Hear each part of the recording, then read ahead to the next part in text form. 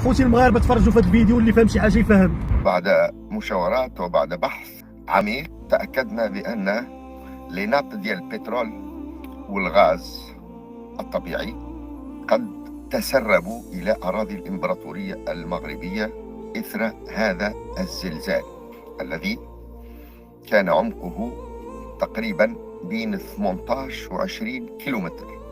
إذن منين هالليناب هذوما جاونا من إسبانيا ومن الجزائر وكذلك من موريتانيا.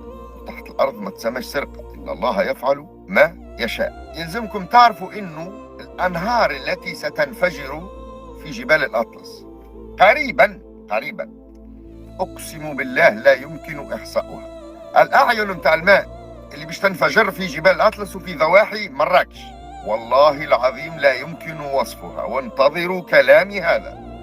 اليوم الأحد الموافق 10 سبتمبر 2023. قالها لطفي غرس.